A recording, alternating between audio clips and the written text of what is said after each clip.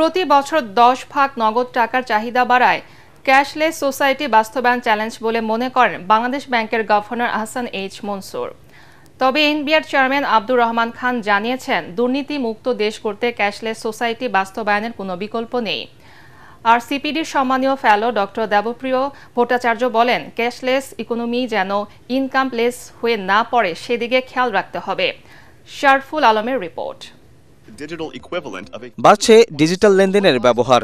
পরিসংখ্যান বলছে 2020 থেকে 25 সাল পর্যন্ত বিশ্বে ক্যাশলেস লেনদেনের প্রবৃদ্ধি 82%। এক্ষেত্রে সবচেয়ে বেশি এগিয়ে চীন, ফিনল্যান্ড, ডেনমার্ক ও সিঙ্গাপুর। এইসব দেশের গ্রাহকরা 90% লেনদেন করেন ডিজিটাল মাধ্যমে। বাংলাদেশেও ডিজিটাল মাধ্যমে লেনদেনের আগ্রহ বাড়ছে। তবে ডিজিটালের চাপে যেন কর্মসংস্থান না হারায় সেদিকে নজর দেওয়ার পরামর্শ গবেষকদের।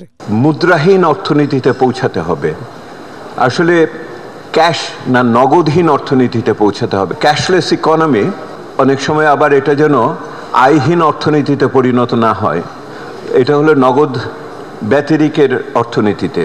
2024 সালে দেশে মোবাইল ব্যাংকিংয়ে প্রতিদিন গড়ে 4,833 কোটি টাকা লেনদেন হয়েছে, যা বিশ্বে মোট লেনদেনের 8.61 ভাগ।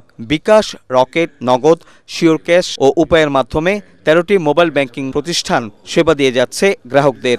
দুর্নীতিমুক্ত দেশ হবে, ক্যাশলেস হলে এর চেয়ে ভালো আর কোনো কিছু নাই। কারণ আপনি যখনই যেভাবেই ট্রানজ্যাকশনটা করেন না কেন, যেহেতু রেকর্ডেড হয়ে যাবে, তার মানে সবাই জানবে যে আমার তো এভরিথিং রেকর্ডেড, সো আমি দুর্নীতি করে পার পাবো না, খুব দ্রুত আমি ক্যাচ হয়ে যাব। আমাদের যদি সকল ট্রানজ্যাকশন রেকর্ডেড হয়, ডেফিনেটলি আমাদের ট্যাক্সেশনটা অনেক সহজ হবে এবং আমরা বেনিফিটেড হতে। অনুষ্ঠানে বাংলাদেশ ব্যাংকের গভর্নর জানান, প্রতি বছর নগদ টাকার চাহিদা বাড়ছে। বাংলাদেশ ব্যাংকের দায়িত্ব ক্যাশের চাহিদা মেটানো। এমন বাস্তবতায় ক্যাশলেস সোসাইটি বাস্তবায়ন করাটা কঠিন বলেও মনে করেন তিনি। Creating incentive for cashless is certainly, we should explore it collectively with the vendors and others, and maybe